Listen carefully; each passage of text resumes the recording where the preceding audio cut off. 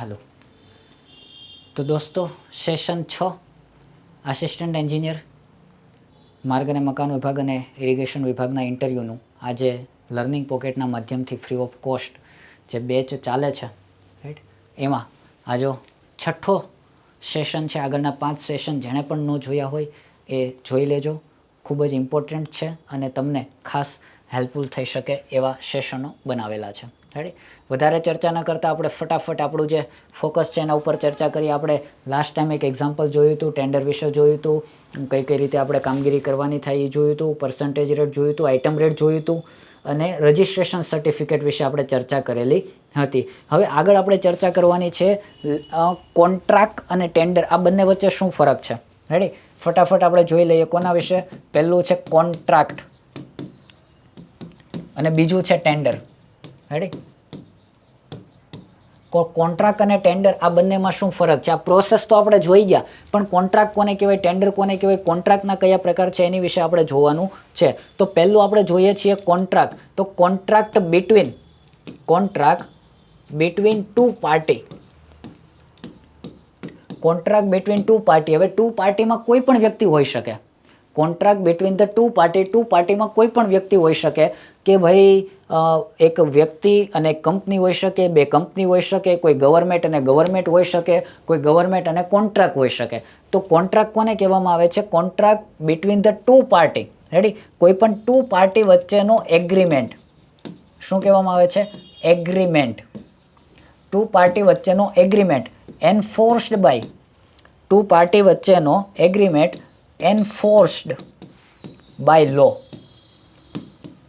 આને કહેવામાં આવે છે કોન્ટ્રાક્ટ. રેડી, આને શું કહેવામાં આવે છે? કોન્ટ્રાક્ટ. એટલે કે કોઈ પણ બે પાર્ટી વચ્ચે એક લોફુલી એગ્રીમેન્ટ થાય કે ભાઈ આ કામ કરવાનું છે, જો આ કામ કરવા માટે હું કામ કરું તો મને આટલા રૂપિયા મળવા જોઈએ, જો હું આ પ્રમાણે કામ નહીં કરું તો આ પ્રમાણે એક્શન લેવાશે, આ પ્રમાણે મારું પેમેન્ટ કપાશે. તો એન્ફોર્સ્ડ બાય લો, કે નિયમોને આધીન એક પ્રકારનો એગ્રીમેન્ટ કરવામાં આવે જેને કહેવામાં આવે છે કોન્ટ્રાક્ટ. નિયમોને આધીન એક એગ્રીમેન્ટ કરવામાં આવે, આ જે એગ્રીમેન્ટ છે એને નામ આપવામાં આવે છે કોન્ટ્રાક્ટ. કોન્ટ્રાક્ટના ઘણા બધા પ્રકાર હોઈ શકે. આઇટમ રેટ કોન્ટ્રાક્ટ છે, પર્સન્ટેજ રેટ કોન્ટ્રાક્ટ છે, સપ્લાય કોન્ટ્રાક્ટ છે, ટર્ન કી કોન્ટ્રાક્ટ છે, ફિક્સ્ડ કોસ્ટ કોન્ટ્રાક્ટ છે. રેડી, ઘણા બધા પ્રકાર છે. હું તમને હમણાં સમજાવીશ કોન્ટ્રાક્ટના પ્રકાર. પણ કોન્ટ્રાક્ટ કોને કહેવાય? તો બે પાર્ટી વચ્ચે નિયમોને આધીન કોઈ કાર્ય કરવા માટે સહમતિ થાય તો એને કહેવામાં આવે છે contract. Right, agreement between two party enforced by law. Law સાથે જે હોય એને શું કહીએ છીએ? આપણે કોન્ટ્રાક્ટ તરીકે ઓળખીએ છીએ. કોન્ટ્રાક્ટ કોને કહેવાય ખબર પડી ગઈ. ટેન્ડર કોને કહેવામાં આવે છે? તો tender is a return offer. Tender is return, WRITTEN. Okay, return.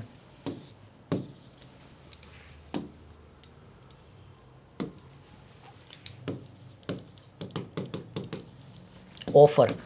Tender છે એ શું છે? વન ટાઈપ્સની ઓફર છે. રેડી, ટેન્ડર છે, પહેલા ટેન્ડર બહાર પડે પછી કોન્ટ્રાક્ટ થાય. પહેલા શું થાય કે ટેન્ડર બહાર પડે, એ ઓફર આપણે આપીએ કોકને. રેડી, કે ભાઈ આ મારે કામ કરવું છે, ઓફર છે, મારી બોલ મંજૂર છે, 5 લાખમાં આપવાનું છે, મંજૂર છે. રેડી, તો આ મારી ઓફર છે. હેમાં ઓફર? રિટર્ન ઓફર છે. એમનેમ ઓફર નહીં, લેખિતમાં ઓફર છે. તો એને શું આપણે કહીએ છીએ? ટેન્ડર તરીકે ઓળખીએ છીએ. Right, it is a return offer four any particular work. કોઈ પર્ટિક્યુલર વર્ક માટે રિટર્નમાં આપણે જે ઓફર આપીએ એને શું કહેવામાં આવે છે? એને કહેવામાં આવે છે ટેન્ડર. તો બે વસ્તુ ખબર પડી ગઈ કે ટેન્ડર શું છે અને કોન્ટ્રાક્ટ શું છે. પહેલા ટેન્ડર આવે અને પછી શું થાય? કોન્ટ્રાક્ટ થાય. કોન્ટ્રાક્ટ છે એ એન્ફોર્સ્ડ બાય લો હોય છે. હવે આપણે જોઈએ છીએ કોન્ટ્રાક્ટના ટાઈપ્સ. આપણે શું જોઈએ છીએ? કોન્ટ્રાક્ટના ટાઈપ્સ આપણે જોઈએ છીએ. એમાં પહેલું આવે છે વોઇડેબલ કોન્ટ્રાક્ટ. તો વોઇડેબલ કોન્ટ્રાક્ટ કોને કહેવાય? રેડી, પહેલું આવે છે વોઇડેબલ કોન્ટ્રાક્ટ. તો વોઇડેબલ કોન્ટ્રાક્ટ કોને કહેવાય? તો એવો કોન્ટ્રાક્ટ વિચ ઇઝ નોટ એન્ફોર્સ્ડ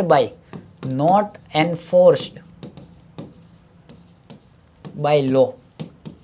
નિયમોને આધીન જે કોન્ટ્રાક્ટ કરવામાં ન આવે એવો જે કોન્ટ્રાક્ટ હોય કે જેમાં છટકબારી હોય, એમાં કોઈ પણ પ્રકારના નિયમ નહીં. હા ભાઈ, આપણી વચ્ચે એગ્રીમેન્ટ થાય છે પણ નિયમ નહીં. મને જે દી ન ફાવે તે દી હું નીકળી જાઉં, તને ન ફાવે તે દી તારે છૂટું થઈ જવાનું. આપણી ભાગીદારી ખરી, પ્રોજેક્ટ આપણે ભાગીદારમાં કરીએ પણ મને ન ફાવે તે દી હું નીકળી જાઉં, તને ન ફાવે તે દી તારે નીકળી જવાનું. આપણા વચ્ચે કોઈ નિયમો નહીં આમાં. રેડી? કોઈ પણ પ્રકારના નિયમો નહીં. It is not enforced by લો. આ જે કોન્ટ્રાક્ટ છે એવો કોન્ટ્રાક્ટ જેને વોઇડેબલ કોન્ટ્રાક્ટ તરીકે ઓળખવામાં આવે છે, કે જે કોઈ પણ પ્રકારના લો સાથે નિયમોને આધીન હોય નહીં. નિયમોને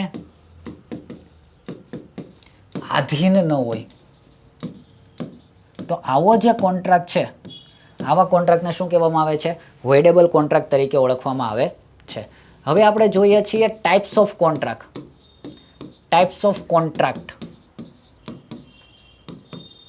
રેડી? તો જુઓ મિત્રો, ફટાફટ ટાઈપ્સ ઓફ કોન્ટ્રાક્ટ જોઈ લઈએ. તો પહેલું તો ખબર છે item rate. Item rate contract. પછી આવશે પર્સન્ટેજ રેટ કોન્ટ્રાક્ટ.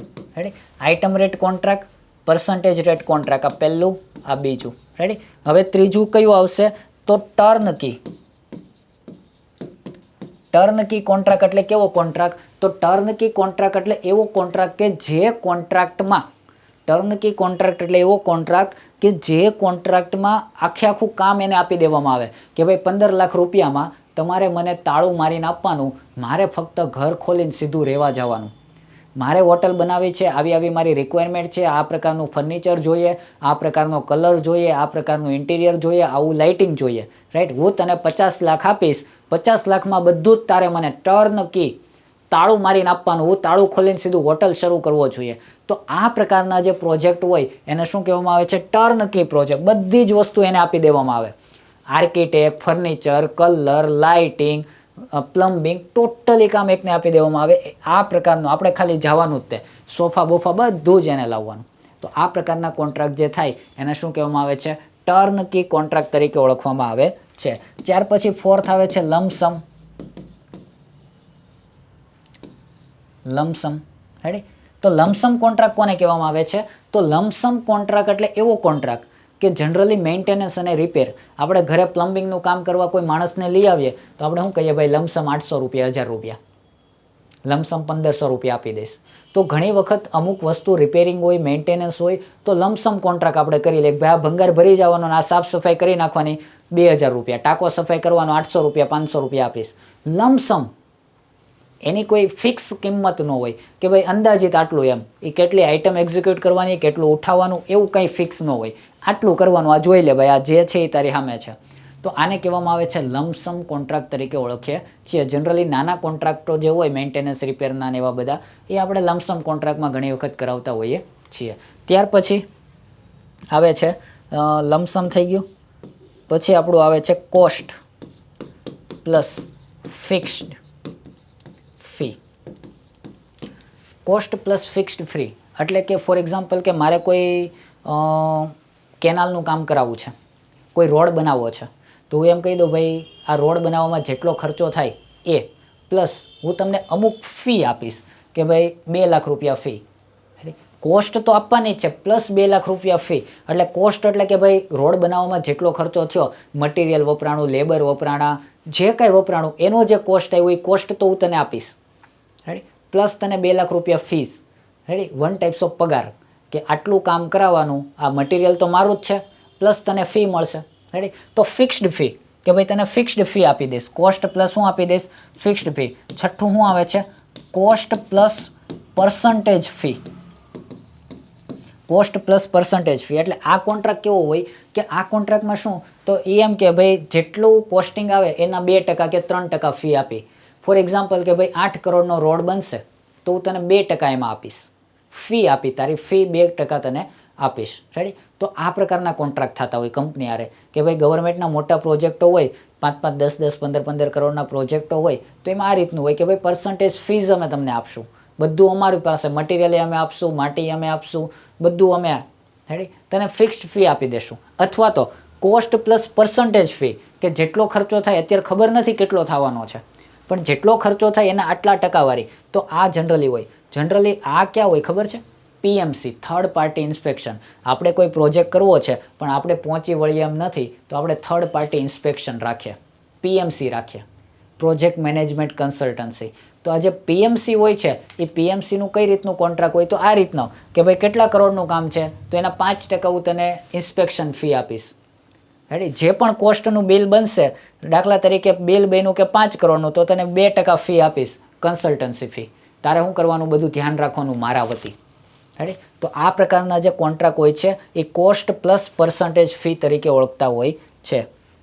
પછી આ કોન્ટ્રાક્ટમાં આ જે કોન્ટ્રાક્ટ હોય આમાં ક્વોન્ટિટી બીઓક્યુની જરૂર નથી. બિલ ઓફ ક્વોન્ટિટી, બીઓક્યુ એટલે બિલ ઓફ ક્વોન્ટિટી. આને ક્વોન્ટિટી આરે શું મતલબ, આને તો કોસ્ટ આરે મતલબ છે. રેડી, એટલે આવા જે કોન્ટ્રાક્ટ છે એમાં બીઓક્યુની જરૂર હોતી નથી. Bill of quantity. Lump sum contract છે એમાંય બીઓક્યુની જરૂર ન હોય. રેડી, લમસમ કોન્ટ્રાક્ટ છે એમાં પણ બીઓક્યુની જરૂરિયાત હોતી નથી. ક્લિયર છે? તો આ તમારું થઈ ગયું ટાઈપ્સ ઓફ કોન્ટ્રાક્ટ. રેડી, પછી હજી એક કોન્ટ્રાક્ટ આવે છે સપ્લાય કોન્ટ્રાક્ટ. સપ્લાય, તો સપ્લાય એટલે કોઈ પણ સપ્લાય હોઈ શકે. સ્ટેશનરી સપ્લાય હોઈ શકે, મેન પાવર સપ્લાય હોઈ શકે, સર્વિસ સપ્લાય હોઈ શકે, કોમ્પ્યુટર રિપેર હોઈ શકે, પછી આઈટી રિલેટેડ કોઈ સર્વિસ હોઈ શકે. તો કોઈ પણ પ્રકારની સપ્લાય કોન્ટ્રાક્ટ પણ આવી શકે. તો આ પણ શું છે, એક પ્રકારનો સપ્લાય છે. ક્લિયર? તો અને હજી એક બાકી રહી ગયું 8મું, રેટ કોન્ટ્રાક્ટ. મેં જે પ્રીવિયસ યર ક્વેશ્ચન્સ જોયા એમાં એક હતું રેટ કોન્ટ્રાક્ટ કોને કહેવાય. RATE, રેટ ને બિલાડી નહીં. રેટ એટલે શું થાય, ઉંદર ઓલું કંઈક થાય ને, ઓકે, એ નહીં, rate. Rate contract, RATE, rate contract કોને કહેવામાં આવે છે? તો રેટ કોન્ટ્રાક્ટ એટલે એવો કોન્ટ્રાક્ટ જેમાં આઇટમનો ભાવ નક્કી કરવામાં આવે છે. આઇટમનો ભાવ નક્કી કરવામાં આવે, પરંતુ આઇટમની ક્વોન્ટિટી નક્કી ન હોય. તો આ પ્રકારનો જે કોન્ટ્રાક્ટ હોય એને કહેવાય રેટ કોન્ટ્રાક્ટ. આ પ્રકારનો એને શું કહેવાય, રેટ કોન્ટ્રાક્ટ કોને કહેવાય. આવું પૂછે તો તમારે કહેવાનું કે જેમાં શું કે કોઈ પણ આઇટમ હોય એનો ભાવ નક્કી કરવામાં આવે, ક્વોન્ટિટી ફિક્સ ન હોય. દાખલા તરીકે મારે માટી જોઈએ છે તો હું ભાવ ફિક્સ કરું કે ભાઈ 1 ઘન મીટરના મને 50 રૂપિયા કે 500 રૂપિયા કે 200 રૂપિયા. એક્ઝામ્પલ આપું છું કે ભાઈ 200 રૂપિયા 1 ઘન મીટર માટી તમારે મને આપવાની, અથવા તો 1 ટ્રક માટી મને ભાઈ 4000 રૂપિયા 5000 રૂપિયા તમારે મને 1 ટ્રક માટી આપવાની. હવે હું જેટલા ટ્રક મગાવીશ ને એટલો ભાવ મારે લાગશે. એમાં ક્વોન્ટિટી ફિક્સ ન હોય, એમાં આઇટમનો ભાવ ફિક્સ થઈ ગયો કે ભાઈ 2 વર્ષ માટે તારે મને માટી પ્રોવાઈડ કરવાની થશે અને આટલા રેટથી જ હું માટી લઈશ, આની ઉપર હું રેટ આપીશ નહીં. તો આને કહેવાય રેટ કોન્ટ્રાક્ટ. આને શું કહેવાય, rate contract. One types of item rate. Ready, કે આઇટમનો એક રેટ નક્કી કરી દીધો, એ આઇટમનો રેટ કાયમ માટે ફિક્સ રહે. રેડી, તો આ પ્રકારનો જે કોન્ટ્રાક્ટ હોય એને આઇટમ રેટ કોન્ટ્રાક્ટ તરીકે આપણે ઓળખીએ છીએ. ક્લિયર? તો આમાં બિલ ઓફ ક્વોન્ટિટી, બીઓક્યુની જરૂર ન હોય કે BOQ, બિલ ઓફ ક્વોન્ટિટી, કે કેટલી ક્વોન્ટિટી જોશે એવું નહીં. હા, મિનિમમ ક્વોન્ટિટી હોય કે મિનિમમ આટલી ક્વોન્ટિટી લેવી પડશે. જો આટલી ક્વોન્ટિટી નહીં લો તોય તમારે આ ભાવ રહેશે ને આટલી ક્વોન્ટિટી તો મિનિમમ લેવી જ પડશે. રેડી, તો આ પ્રમાણે ટાઈપ્સ ઓફ કોન્ટ્રાક્ટ આપણે જોયા. અલગ અલગ પ્રકારના ઘણા બધા કોન્ટ્રાક્ટ્સ આપણે જોયા. રેડી, તો આ હતું તમારું ટાઈપ્સ ઓફ કોન્ટ્રાક્ટ. ક્લિયર છે? ડન? ઓકે, તો કોન્ટ્રાક્ટની વસ્તુ અહીંયા પતે છે. રેડી, કોન્ટ્રાક્ટમાં મારે તમને જે કરાવવાનું હતું એ મેં તમને કરાવી દીધું છે. રાઈટ, હવે આવે છે ટેન્ડર. તો ફરી એક વખત ફટાફટ જોઈ લઈએ કે ટેન્ડર નોટિસ શું હોય. ટેન્ડર નોટિસમાં શું શું હોય તમે એક વખત ન્યૂઝપેપર આવતીકાલે જોજો અને ન્યૂઝપેપર જોજો કે ભાઈ ટેન્ડર નોટિસમાં કઈ કઈ વસ્તુઓ હોય છે. તો ટેન્ડર નોટિસ ઘણી બધી તમને ટેન્ડર નોટિસ જોવા મળશે. પહેલું શું હોય છે, વર્કનું નામ, કે વર્કનું નામ હોય છે. પછી વર્કનું નામ પછી શું હોય છે, એનું ઓફિસનું નામ, કે ભાઈ આ ટેન્ડર કોણે બહાર પાડેલું છે, ઓફિસનું નામ હોય છે. એક તો ટેન્ડરનું નામ હોય, ઓફિસનું નામ હોય છે. પછી કયા ગ્રેડ રજિસ્ટ્રેશન, કયા ગ્રેડનું રજિસ્ટ્રેશન, કયા ગ્રેડનું રજિસ્ટ્રેશન, એટલે C, D, B, A, AA. Ready? આમાંથી કયા ગ્રેડનું રજિસ્ટ્રેશન જરૂરી છે આ ટેન્ડર ભરવા માટે? રેડી? એ લખેલું હોય. કયા ગ્રેડનું રજિસ્ટ્રેશન જરૂરી છે એ લખેલું હોય ટેન્ડર નોટિસમાં. પછી online submission date, online submission start and date કે એન્ડ ડેટ. રેડી? કે ક્યારથી રજિસ્ટ્રેશન શરૂ થાય છે, start and and date. Online submission. Ready? Online submission start ક્યારે થાય છે અને એન્ડ ક્યારે છે. અને બીજું લખેલું હોય ટેન્ડર ફીસ, EMD હોય છે. ટેન્ડર ફીસ અને EMD. ટેન્ડર ફીસ, EMD આટલું લખેલું હોય છે. રેડી? અને બીજું એક લખેલું હોય છે કે tender open date. Ready? Tender open date. તો આટલી વસ્તુઓ ટેન્ડર નોટિસમાં લખેલી હોય છે. આ ચર્ચા આપણે આગળ કરી ગયા છીએ, પણ આ ફરી એક વખત રિવિઝન થઈ જાય અને તમને યાદ આવી જાય કે ટેન્ડર નોટિસમાં આટલી વસ્તુ હોય છે. હવે ઘણા પાછા મને ફોટો મોકલશે કે ભાઈ સાહેબ આ પેપરમાં આવું નથી, તો આનું કોઈ ફોર્મેટ ફિક્સ નથી. રેડી? જનરલ આવું હોય છે, આટલી વસ્તુઓ ઇન્ક્લુડેડ હોય છે. પછી બધા ડિપાર્ટમેન્ટ વાઇઝ બધા અલગ અલગ રીતે પોતાના ટેન્ડરોમાં ટેન્ડર નોટિસ બહાર પાડતા હોય છે. ઘણી વખત સ્પેશિયલ કન્ડિશનો પણ હોય છે. જો ટેન્ડરમાં કંઈક ભૂલ થઈ ગઈ હોય તો મેમોરેન્ડમ બહાર પાડવામાં આવે.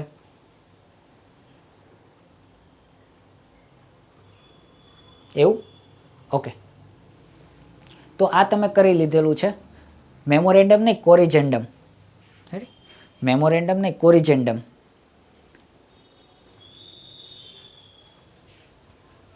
ઓકે. હા, એવું કરાવીશ. જ્યારે આવશે ત્યારે આપણે એના વિશે ચર્ચા કરશું ડિટેલમાં. હું તમને આખું સ્ટેપ બાય સ્ટેપ બધું સમજાવીશ. પણ અત્યારે ખાલી એટલું યાદ રાખો ટેન્ડર નોટિસમાં કઈ કઈ વસ્તુઓ હોય છે. કોરિજેન્ડમ. રેડી? એવું સમજાવીશ કોરિજેન્ડમ શું છે, કઈ રીતના છે. જો ત્યાર પછી ટેન્ડર નોટિસ તો આપણે બહાર પડી ગઈ. રેડી? હવે ઇનફોર્મલ ટેન્ડર કોને કહેવાય? રેડી? કયો આપણો સવાલ છે? આપણો સવાલ એવો છે કે ભાઈ ઇનફોર્મલ ટેન્ડર કોને કહેવાય? રેડી? ઇનફોર્મલ ટેન્ડર કોને કહેવાય? આપણો સવાલ આવો છે કંઈક કે ઇનફોર્મલ ટેન્ડર આપણે કોને કહીએ છીએ. તો જો અહીંયા ધ્યાન કે ઇનફોર્મલ ટેન્ડર એટલે શું? તો બિડર ફેલ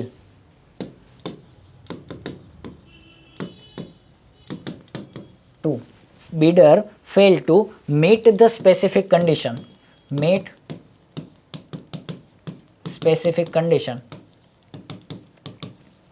કેવી કન્ડિશનો? Ready? Bidder fail to meet the specific condition. કેવી કન્ડિશનો? તો જેવી કે ટેન્ડર ફી સબમિટ ન કરાવે, ટેન્ડર ફી સબમિટ કરાવવાનું ભૂલી જાય. રેડી? પછી કે ભાઈ સાઇન કરવાનું ભૂલી જાય, પછી EMD ન ભરે.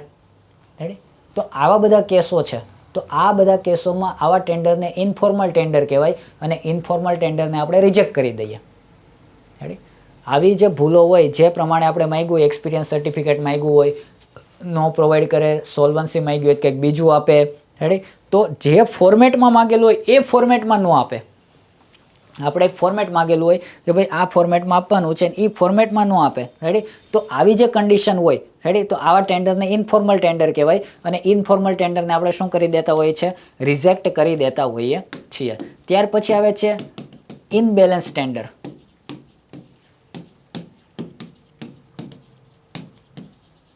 રેડી? કયું ટેન્ડર છે? Imbalance tender. Sorry, unbalance tender આવે, ઇનબેલેન્સ નો આવે. કયું છે? Unbalance tender. Ready? Unbalance tender. તો અનબેલેન્સ ટેન્ડર કોને કહેવાય? તો અનબેલેન્સ ટેન્ડર એટલે એવું ટેન્ડર કે અમુક આઇટમના ભાવ ખૂબ વધારે ભરે, અમુક આઇટમના ભાવ ખૂબ ઓછા ભરે. અનબેલેન્સ ટેન્ડર કહેવાય. રેડી? તો આ અમુક વસ્તુ હવે તો એ શક્યતા પર્સન્ટેજ રેટમાં શક્યતા હવે ઓછી છે, પણ આઇટમ રેટમાં શક્યતાઓ રહે કે ઇનબેલેન્સ ટેન્ડર આવે. રેડી? અમુકના ભાવ બહુ વધારે હોય અને અમુકના ભાવ કેવા હોય? ખૂબ જ ઓછા. તો આને કહેવાય છે અનબેલેન્સ ટેન્ડર. આમાં કોઈને કંઈ તકલીફ છે નહીં. અનબેલેન્સ ટેન્ડર ઇઝી છે. ત્યાર પછી નેક્સ્ટ સવાલ આપણે જોઈએ છીએ કે ભાઈ સ્ક્રેપ વેલ્યુ, સાલ્વેજ વેલ્યુ અને સિંકિંગ ફંડ. કોને કહેવાય? સિંકિંગ ફંડ કોને કહેવાય? રેડી? તો જો આ ચાર વસ્તુ આપણે જોવાની છે, સ્ક્રેપ વેલ્યુ, સાલ્વેજ વેલ્યુ અને સિંકિંગ ફંડ. તો સ્ક્રેપ વેલ્યુ કોને કહેવાય? સ્ક્રેપ એટલે ભંગાર. સ્ક્રેપ એટલે કોણ? ભંગાર, ભંગારની વેલ્યુ.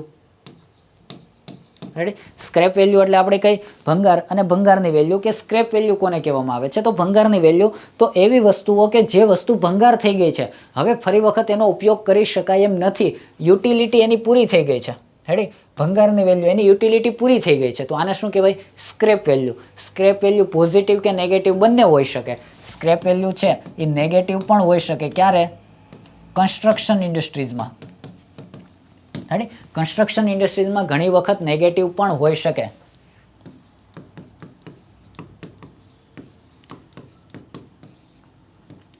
નેગેટિવ હોઈ શકે? તો હા. રેડી? આ જે સ્ક્રેપ વેલ્યુ છે એ નેગેટિવ પણ હોઈ શકે. કારણ કે દાખલા તરીકે તમે જૂનું મકાન છે તો એ ભાડીને લઈ જવાનું. રેડી? તમારો તો ભંગાર જ થઈ ગયો, પણ એ લઈ જવા નહીં, તમારે પૈસા આપવા પડે હામાં, તો લઈ જાય, ને કે લઈ ન જાય. તો સ્ક્રેપ વેલ્યુ એટલે ભંગારની વેલ્યુ કે કોઈ પણ વસ્તુની યુટિલિટી પીરિયડ પૂરો થઈ ગયો પછી એને ફરી વખત ઉપયોગમાં લઈ શકાય એમ નથી, તો આને કહેવામાં આવે છે સ્ક્રેપ વેલ્યુ. રેડી? પછી કયું આવે છે? પછી આવે છે સાલ્વેજ વેલ્યુ, કે યુટિલિટી પીરિયડ પૂરો થઈ ગયો પછીની કિંમત. રેડી? કલર બદલી નાખું. યુટિલિટી.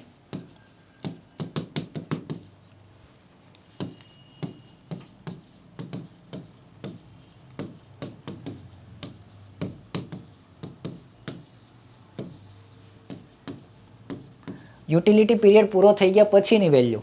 દાખલા તરીકે કોઈ ગાડી છે, રેડી? આ 15 વર્ષની એની યુટિલિટી પીરિયડ છે, 15 વર્ષ થઈ ગયા છે, હજુ તો એ હાલે એવી શક્યતા છે, હાલે એવી કન્ડિશનમાં છે, તો એની કંઈક મને વેલ્યુ મળશે કે જેના અલગ અલગ ભાગો કરીને હું વેચી શકું, કે ભાઈ કાચ વેચી નાખું, ઓલું ટાયર વેચી નાખું, ઓલું વેચી નાખું.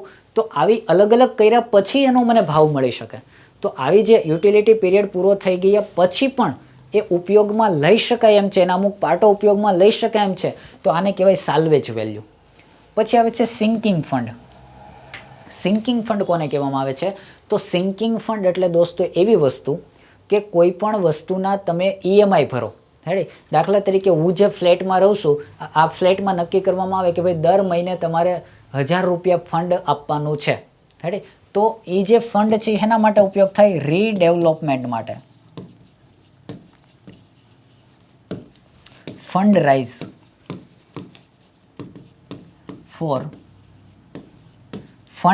Four redevelopment. એટલે કે મેં ફ્લેટ એક રહું છું, એ ફ્લેટમાં દર મહિને 1000 રૂપિયા આપવાના. આ 1000 રૂપિયા ક્યાં સુધી આપવાના? તો દાખલા તરીકે 30 વર્ષની લાઈફ ટાઈમ છે.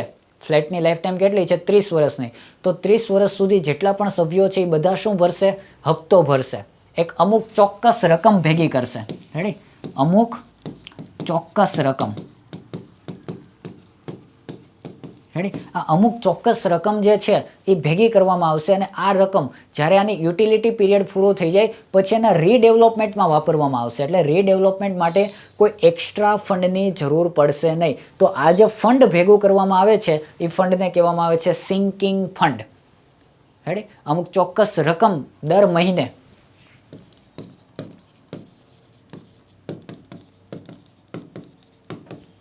મહિને લેવામાં આવે, અને આ ફંડનો ઉપયોગ ક્યારે થાય? કે જ્યારે યુટિલિટી પૂરી થઈ જાય ત્યારે એનું રીડેવલપમેન્ટ કરવું હોય ત્યારે આ ફંડ ભેગું થયું હોય એમાંથી એનું રીડેવલપમેન્ટ થઈ શકે છે. રેડી? તો આ મેં તમને વાત કરી સ્ક્રેપ વેલ્યુ, સાલ્વેજ વેલ્યુ અને સિંકિંગ ફંડ.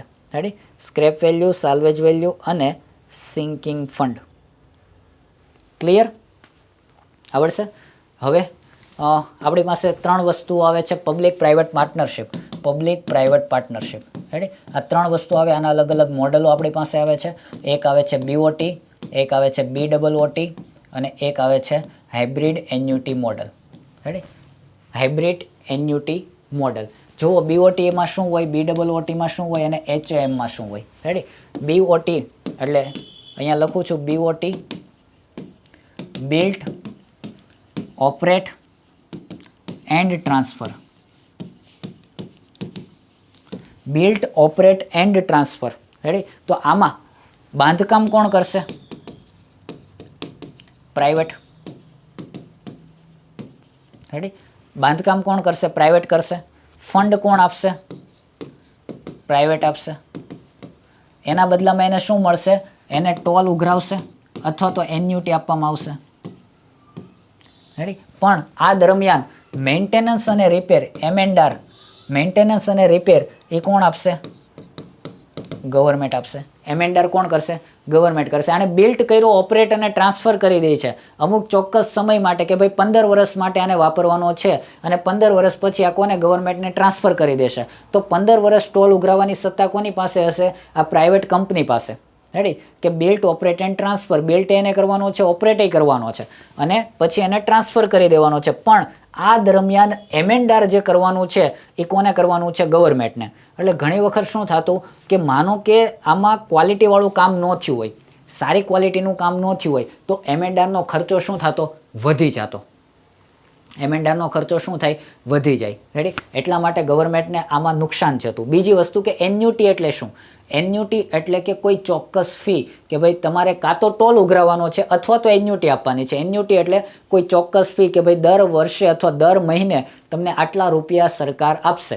ટોલ ઉઘરાવવાનો નથી, કન્સ્ટ્રક્ટ કરી દેવાનું છે અને ફંડે તમારે અત્યારે ગોતવાનું છે. અત્યારે સરકાર પાસે ફંડ નથી પણ ભવિષ્યમાં સરકાર દર મહિને તમને આટલા રૂપિયા આપશે. કોને? કંપનીને. તો આને કહેવાય એન્યુટી.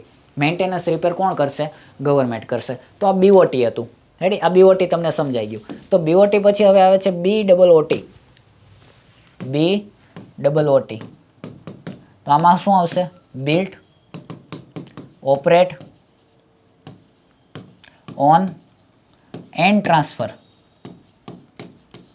રેડી? આમાં ફક્ત એક વસ્તુ એટલી હતી કે એમેન્ડાર જે હતું, ઓન એટલે એમેન્ડાર.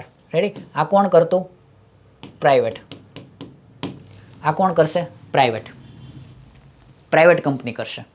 આમાં બિલ્ટ એ કરશે, ઓપરેટ એ કરશે, ઓન એન્ડ ટ્રાન્સફર કે મેન્ટેનન્સ કરી જ્યાં સુધી ટોલ ઉઘરાવશે. રેડી?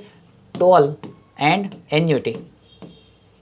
તો આ એન્યુટી અને ટોલ દરમિયાન મેન્ટેનન્સ રિપેર કોને કરવાનું રહેશે? પ્રાઇવેટને. એટલે પહેલેથી જે ક્વોલિટી કેવી બનાવશે? સારી ક્વોલિટીનું બનાવશે. પહેલેથી જે શું કરશે? એકદમ બેસ્ટ ક્વોલિટીનું બનાવશે. પણ આમાં થતું શું? નુકસાન શું હતું? તો પ્રાઇવેટ કંપનીનું રિસ્ક વધી જતું હતું. પ્રાઇવેટ કંપનીનું શું જતું? રિસ્ક. પહેલી વસ્તુ કે ફંડ જોઈએ અને બહુ મોટું ફંડ. તો બેંક આટલું બધું ફંડ આપતી નહીં. કેમ કે બેંક જે વસ્તુ થઈ નથી, જેમાંથી આવક થવાની નથી, માનો કે પ્રોજેક્ટ ફેલ ગયો, એ રોડનો ઉપયોગ કરવાવાળા લોકો ઘટી ગયા અને પ્રોજેક્ટ ફેલ થયો તો આ વ્યક્તિઓ, આ લોકો છે એ ફંડ લાવશે ક્યાંથી?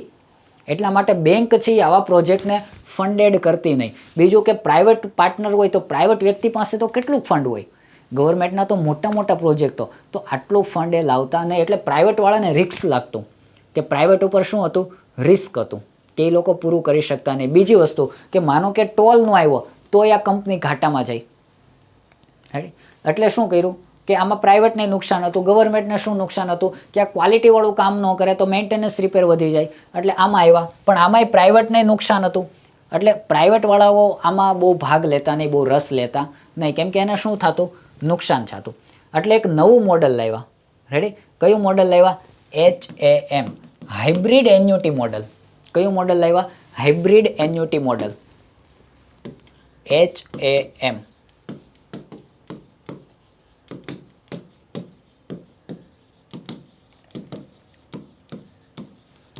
હાઇબ્રિડ એન્યુટી મોડલ એટલે શું છે? તો આમાં આવું છે 60% અને 40%. 60% પ્રાઇવેટ કંપની ફંડ આપશે, 40% ગવર્મેન્ટ ફંડ આપશે. રેડી? જો હાઇબ્રિડ એન્યુટી મોડલ એટલે શું કે ફંડનો ઇસ્યુ હતો તો ફંડ કોણ આપશે? તો 60% જે છે એ પ્રાઇવેટ કંપનીને ફંડ આપવાનું રહેશે અને 40% જે ફંડ છે એ કોણ આપશે? ગવર્મેન્ટ આપશે. એ 5 હપ્તામાં આવશે. કેટલા? 5 હપ્તામાં. માઇલસ્ટોન પ્રમાણે આપશે. કયા પ્રમાણે? માઇલસ્ટોન પ્રમાણે. ફોર એક્ઝામ્પલ એમ કે ભાઈ 5 કિલોમીટરનો રોડ પતે એટલે 10% આપવાનું, બીજા 5 કિલોમીટરનો પતે બીજું 10%. રેડી? તો 5 હપ્તામાં આપશે અને માઇલસ્ટોન પ્રમાણે જેમ જેમ માઇલસ્ટોન એચીવ થતા જાય, જેમ જેમ માઇલસ્ટોન પૂરા થતા જાય, પહેલો માઇલસ્ટોન, બીજો માઇલસ્ટોન, ત્રીજો, ચોથો અને ફાઇનલ માઇલસ્ટોન. તો એવી જ રીતના ગવર્મેન્ટ 40% ફંડ આપશે, પ્રાઇવેટ 60% આપશે. આમાં કાં તો ટોલ ઉઘરાવવામાં આવશે અથવા તો એન્યુટી. એન્યુટી એટલે કે ફિક્સ્ડ રકમ. રેડી? ગવર્મેન્ટ શું આપશે? દર મહિને ફિક્સ્ડ રકમ આપી દેશે જે તે કંપનીને. રેડી?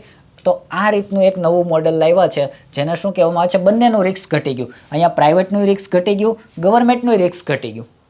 હેડી બધામાં પ્રાઇવેટનું અને ગવર્મેન્ટ બંનેનું રિસ્ક અહીંયા શું થાય છે, ઘટી જાય છે. તો આ જે મોડલ છે એને શું કહેવામાં આવે છે, હાઇબ્રિડ એન્યુટી મોડલ. અત્યારે બીઆરઓના જે કામો છે એ આ મોડલ ઉપર કામો ચાલે છે, હાઇબ્રિડ એન્યુટી મોડલ ઉપર કામો ચાલે છે. અને મોર્થની જે વેબસાઇટ છે, ministry of road transport and highway, right, MoRTH, એની જે વેબસાઇટ છે એની ઉપર આનો જીઆર આપેલો છે. તમે સર્ચ કરશો હાઇબ્રિડ એન્યુટી મોડલ એટલે આખો જીઆર તમને મળી જશે, કઈ રીતના એ કામ કરે. પણ બેઝિક ડિફરન્સ જે હતા એ મેં તમને બધા કીધા કે બીઓટી, બીડબલઓટી અને HAM હાઇબ્રિડ એન્યુટી મોડલ. અને હજી એક આવે છે જેને આપણે કહીએ છીએ EPC કોન્ટ્રાક્ટ. શું કહીએ છીએ? EPC કોન્ટ્રાક્ટ તરીકે ઓળખીએ છીએ. E એટલે એન્જિનિયરિંગ, પ્રોક્યોરમેન્ટ અને C એટલે કન્સ્ટ્રક્શન. આમાં શું હોય છે કે ફંડ કોણ આપશે? ગવર્મેન્ટ. ટોટલી ફંડ કોનું હશે? ગવર્મેન્ટનું હશે. રેડી? આ ટોટલી ફંડ આમાં કોણ આપશે? ગવર્મેન્ટ આપશે. કંપની એક રૂપિયા રોકવાનો નહીં. કંપનીએ કામ કરવાનું, જેમ જેમ કામ થતું જશે એમ શું આપશે? કંપની ફંડ આપશે. કોણ ફંડ આપશે? ગવર્મેન્ટ ફંડ આપશે. કયા પ્રોજેક્ટમાં?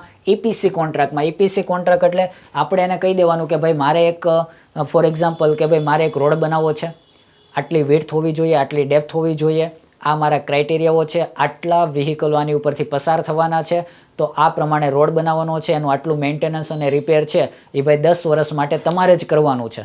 તો તમે ટેન્ડર ભરો. હેડી? ડિઝાઇન તમારે આપવાની છે, મટીરિયલ તમારે લાવવાનું છે, અમે તમને પૈસા આપશું, તમે જે ટેન્ડર ભરશો એ પ્રમાણે પૈસા આપશું. ફંડ કોણ આપશે? ગવર્મેન્ટ. બાકી ઓનરશિપ કોની રહેશે? ઓનરશિપ ગવર્મેન્ટની રહેશે. અને એન્જિનિયરિંગ એટલે ડિઝાઇન કોને કરવાની રહેશે?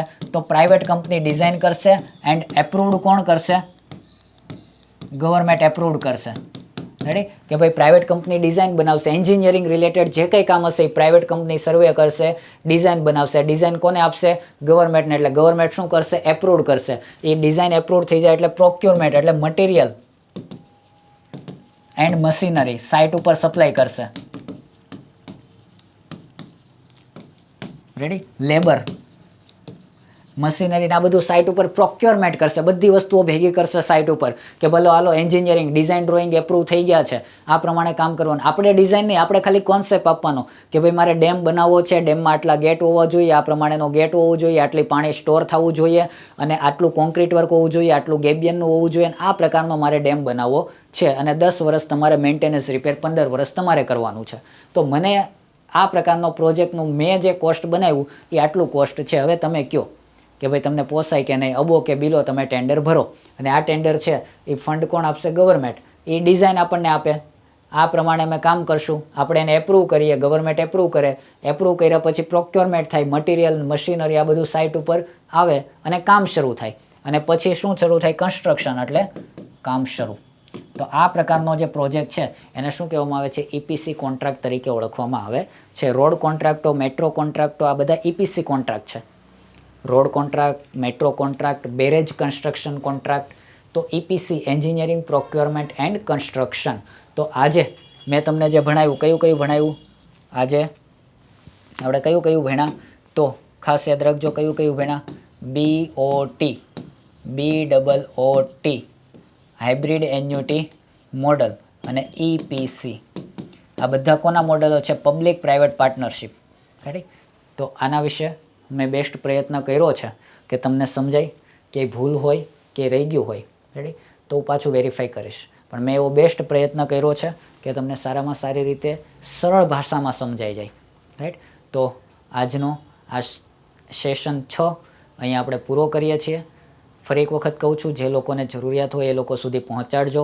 અને જ્યાં તમારે કંઈ જરૂર હોય કે અટવાતા હોય તો 100% કોમેન્ટમાં લખજો. અને એક આપણે ઇન્ટરવ્યૂની તૈયારી કરતાનું એક ટેલિગ્રામ ગ્રુપ પણ છે, તો એમાં પણ હું તમને લિંક પ્રોવાઈડ કરાવી દઈશ, તો એમાં પણ આપ જોડાઈ જજો.